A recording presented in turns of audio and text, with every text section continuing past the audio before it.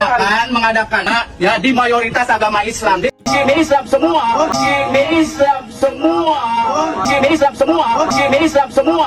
Kalau kita tidak mengenal istilah mayoritas dan minoritas. Sejak awal bangsa ini kita tidak pernah memperkenalkan istilah formal yang namanya mayoritas, minoritas. Kita juga tidak mengenal agama yang paling istimewa, dominan di republik ini. Seperti tetangga kita di Malaysia, ada namanya agama official. Jadi pemimpin agama di Malaysia itu ada officialnya, yaitu agama Islam. Padahal 40 juta penduduk Malaysia, hanya 60% umat Islamnya. Tapi agama Islam di sana menjadi agama official, agama pemimpin. Jadi pemimpin keagamaan itu adalah Islam.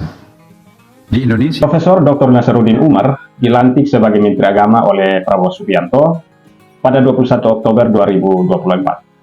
Menurut saya pidato beliau ini membuat para kadrun pusing, teman-teman ya. Karena beliau ini terpilih sebagai pemimpin, dia tidak memandang bulu, teman-teman. Dia tidak memandang agama mayoritas, minoritas. Tapi beliau ngerangkul semua. Dia berangkul semua, teman-teman. Ini baru mantap. Semoga lewat pesan-pesan beliau, para kaum intoleran tercerahkan ya, dan mereka bertobat sudah ya. Karena ulah mereka, minoritas jadi sasaran, agama minoritas jadi sasaran, teman-teman ya. Apalagi sudah dekat hari raya Natal begini, teman-teman. Pasti saja mereka bikin ulah ya. Mari teman-teman, kita simak pesan-pesan penting dari Bapak Kemenak yang ada berikut ini. Semoga kita semua tercerahkan. Berikut video.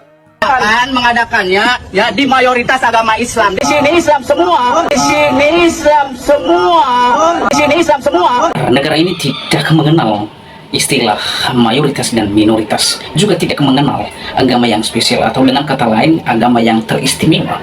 Karena mengapa saudara? Negara Indonesia ini adalah negara yang beragam agama, bukan negara satu agama. Jadi sangat salah bila ada oknum tertentu yang mengklaim diri kalau negara Indonesia ini adalah negara satu agama. Itu omong kosong, saudara. Ini bukan negara satu agama. Jadi ingat itu ya, para kartun-kartun. Ini sudah jelas pernyataan Pak Menteri Agama, dan sejak awal negara ini berdiri tidak ada istilah itu. Jadi jelas ya, jangan berkuar-kuar lalu Anda membuat narasi-narasi yang menyesatkan. Oleh karenanya, seperti biasanya, supaya saudara dan saya tidak salah menerjemahkan videonya, yuk simak video ini sampai selesai supaya saudara dan saya tidak gagal paham. baik, Assalamualaikum warahmatullahi wabarakatuh. Selamat siang, salam sejahtera untuk kita semuanya. Salam, Om Swastiastu, Namo Buddhaya, salam kebajikan, Wai Tetung Tien. Yang sama-sama kita hormati pimpinan tertinggi agama Konghucu di Indonesia, sahabat saya sejak dulu ya, Pak Budi ini seperti saudara. Jadi alhamdulillah saya bisa mengerti kalau acara ini kita adakan. Terima kasih atas dukungan dan doanya Pak Budi dan beserta seluruh umat. Yang saya hormati juga di sini ada Pak Sekjen, ya, representasi yang selalu sibuk ngurus Konghucu di Kementerian Agama. Juga di sini lengkap para eselon 1 kita menjemput, menyapa Bapak Ibu sekalian juga ya.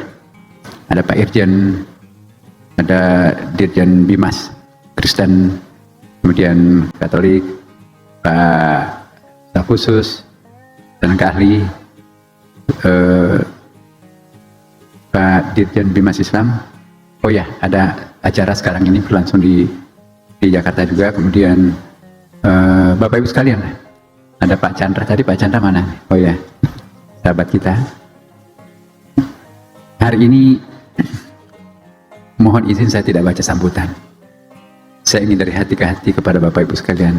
Sudah ada sih sebetulnya, tapi izinkan saya mengungkapkan kata hati saya di depan para Bapak Ibu, keluarga besar keluarga Konghucu di Indonesia. Di Indonesia ini kita tidak mengenal istilah mayoritas dan minoritas. Sejak awal bangsa ini kita tidak pernah memperkenalkan istilah formal yang namanya mayoritas, minoritas. Kita juga tidak mengenal agama yang paling istimewa, dominan di republik ini. Seperti tetangga kita di Malaysia, ada namanya agama official. Jadi pemimpin agama di Malaysia itu ada officialnya, yaitu agama Islam. Padahal 40 juta penduduk Malaysia, hanya 60% umat Islamnya, tapi agama Islam di sana menjadi agama official, agama pemimpin. Jadi pemimpin keagamaan itu adalah Islam. Di Indonesia walaupun ya pernah hampir atau memang kurang lebih 84%, tapi Islam tidak mendapatkan nomenklatur istimewa dalam perundang-undangan kita, dan semuanya berada di bawah ketuhanan yang Maha Esa. Di dalam Islam pun juga memang Bapak Ibu sekalian, ya kita tidak kenal apa yang disebut dengan ekliliah atau iriyah, mayoritas minoritas. Bahkan dalam Al-Quran menarik sekali, ya ada ayatnya mengatakan begini,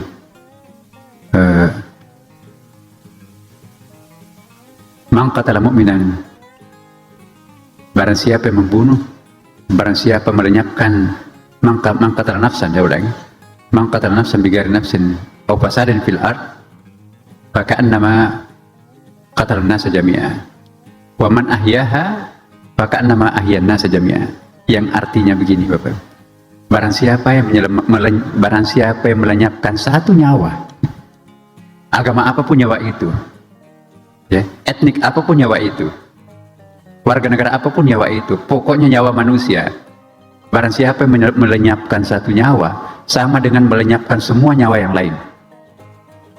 Dan sebaliknya, barang siapa yang menghidupkan satu nyawa sama dengan menghidupkan semua nyawa-nyawa yang lain. Itu ayat Al-Quran. Jadi tidak ada bedanya, ya, tidak ada pandangan mayoritas minoritas tentang manusia.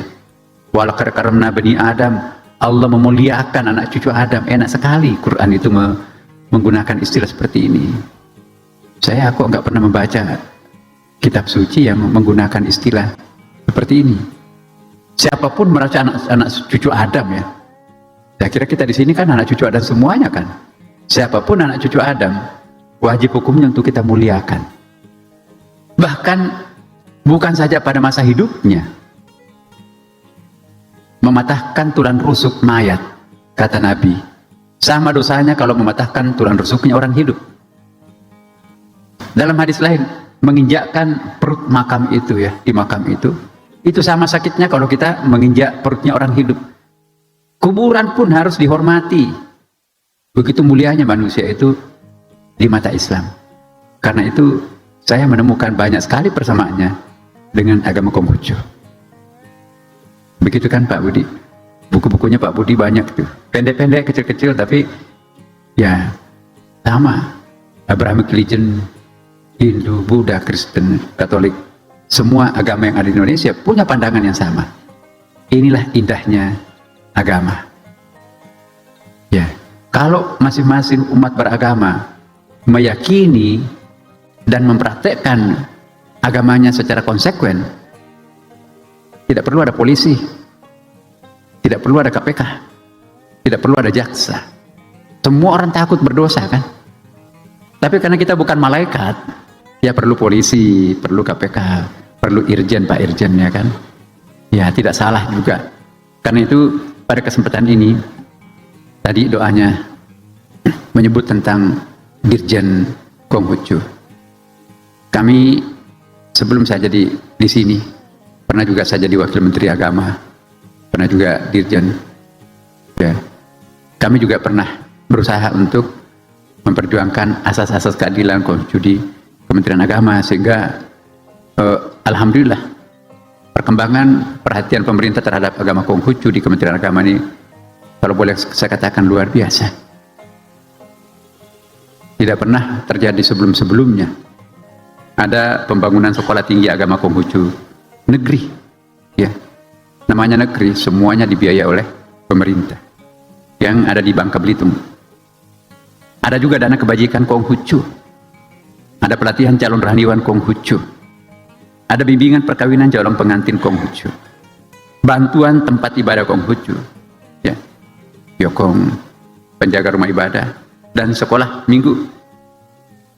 Juga perayaan hari raya keagamaan Imlek dan hari lahir Nabi Konsi, itu juga mendapatkan perhatian dari pemerintah yang sangat-sangat besar. Bantuan beasiswa mahasiswa Konghucu juga ada. dari Kementerian Agama. Kemudian pemenuhan buku keagamaan dan kitab suci agama Konghucu juga ada bantuan. Jadi ini alhamdulillah pelan tapi pasti ada perhatian khusus untuk saudara-saudara kita yang beragama Konghucu. Dan kita juga melihat tren perkembangan populasi warga Konghucu juga semakin meningkat ya. Misalnya jumlah Konghucu terakhir ini 76.636 jiwa. Dan jumlah rumah ibadahnya pun juga meningkat sekarang menjadi 581 tempat ibadah. Dan jumlah rohaniawiannya juga 430 orang. Nah, kalau kita melihat persentasenya 76.636 jiwa dilayani oleh 430 orang. Nah, saya kira inilah yang paling intensif di dalam Islam. 1 banding 2.000 orang. Jadi satu ustadz harus melayani 2.000 jamaahnya. Begitu kekurangan ustadznya. Agama-agama, pemimpin agama di Indonesia, dari mubaliknya, pengkhotbahnya, sebetulnya yang paling kurang, yang paling rendah persentase pengkhotbahnya itu adalah agama Islam di Indonesia. Ya, yang paling tinggi ternyata adalah Konghucu. Ya, 430 orang melayani 76.636.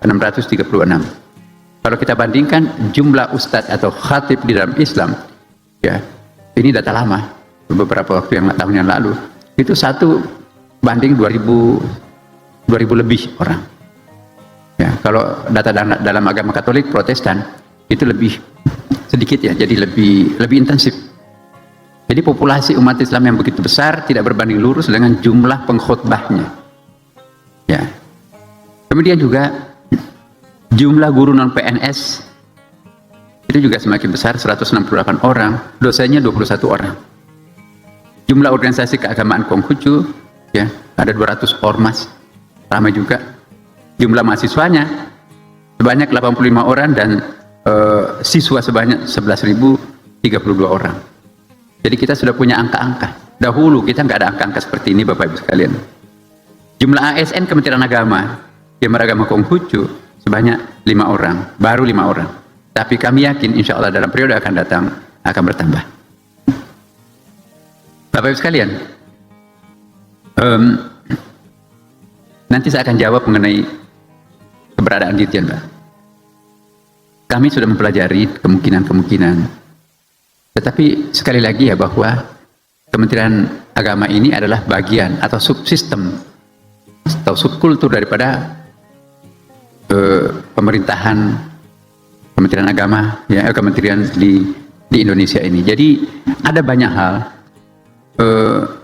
walaupun itu berkaitan dengan agama, tetapi itu tidak bisa ditentukan sendiri oleh Kementerian Agama. Itu terkait dengan instansi yang lain. Kami yakinkan bahwa Kementerian Agama secara sudah maksimum melakukan upaya untuk memenuhi harapan-harapan teman-teman dari agama Konghucu. Tetapi sekarang ini tinggal persoalannya adalah antar lembaga, dan inilah salah satu perjuangan dan lobby kami ke depan. Ya, tapi percayalah, dan saya yakin teman-teman tidak perlu terganggu dengan belum hadirnya Dirjen itu. Saya yakin ya itu memang penting, tetapi jangan sampai nanti menghalangi kegiatan-kegiatan kepentingan Konghucu untuk ke depan. Percayalah, kami akan tetap bersama-sama dengan Pak Budi dan kawan-kawan yang lain melakukan langkah-langkah lebih progresif ke depan. Karena itu saya sangat senang pada hari ini bisa bertemu muka dengan bapak-bapak, ibu-ibu sekalian. Ya, di sini saya sangat terharu ya.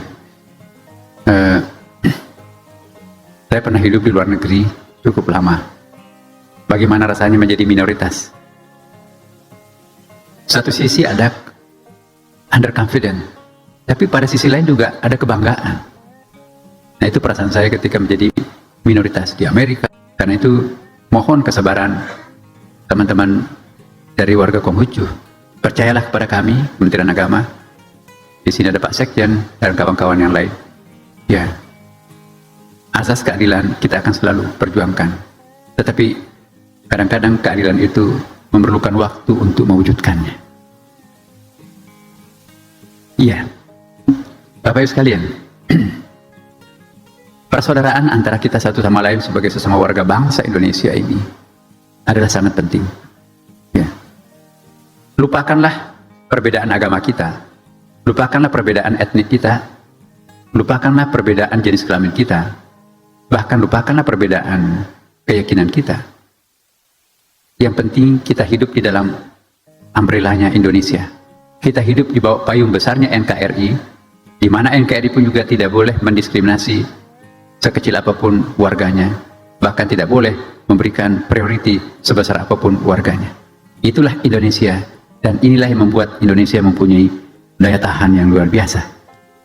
Ya, mungkin nanti Pak, acara-acara ke depan, insya Allah, ya tetap kami diundang. Seingat saya, setiap kali ada undangannya Pak Chandra, Pak Budi, kalau saya ada di Indonesia, selalu kita penuhi. Dan juga rutin kami selalu bersilaturahim dengan pengurus Matakin. Dan sekali lagi selamat datang di Kementerian Agama, Bapak Ibu sekalian. Mungkin ada yang baru datang di Kementerian Agama. Ini gedung kita bersama, ini gedungnya rakyat Indonesia, dan kita semuanya berhak untuk masuk di gedung-gedung pemerintah, karena kita adalah bagian yang akan diurus oleh pemerintah itu sendiri.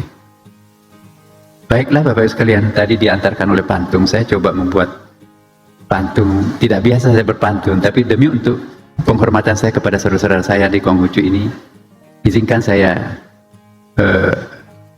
menggores-gores sebuah pantun. Bidadari bertelekan di atas dipan. Ini ayat sebetulnya ini. Bidadari bertelekan di atas dipan. Teman-teman dari Konghucu tahu nggak namanya bidadari? Kalau Pak Sekjen hafal itu. Bidadari itu diimpikan semua. Sudah bidadari bertelekan di atas dipan. Kalau di lantai biasa itu nggak terlalu. Ini di atas dipan menunggu siapa itu ya? Jadi saya ulangi. Bidadari bertelekan di atas dipan, menanti tamunya ahlul musalli. Ahlul musalli itu orang yang rajin salat, ya. Daripada meratapi kegelapan, lebih baik menyalakan lilin.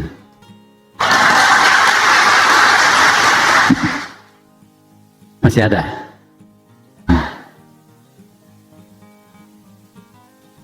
Iya.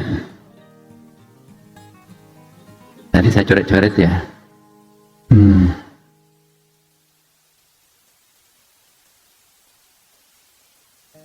Patung Semar berbalut kain, dipajang di serambi, duduk berjajar. Orang yang mabuk, orang yang selalu mencari kesalahan orang lain, pertanda masih harus belajar.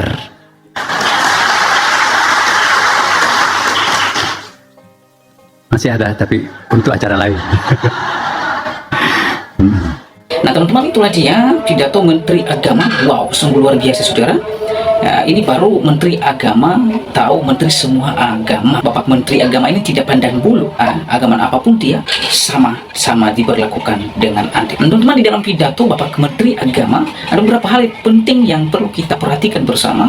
Bahwa yang pertama, negara Indonesia bukan negara satu agama. Jadi jangan ada oknum-oknum yang mengklaim diri ini negara satu agama. Itu klaim kosong dan klaim bohong. Mengapa saudara? Negara Indonesia adalah negara yang beragam agama. Menteri Agama di dalam pidatonya mengatakan tidak mengenal agama yang spesial atau agama yang diistimewakan di NKRI ini. Tidak mengenal akan hal itu. Tetapi, dan pernyataan ini saya sangat setuju dalam hal ini, karena tidak ada agama yang diistimewakan di negeri yang kita cintai ini. Dalam hal keadilan, semua agama sama-sama mendapatkan hak yang sama. Dalam hal keadilan, sama-sama mendapatkan keadilan. Jadi tidak ada agama yang diistimewakan dan lain sebagainya yang mengklaim diri dalam agama yang spesial, yang istimewa. Itu tidak ada di bangsa ini, ungkap Pak Menteri Agama.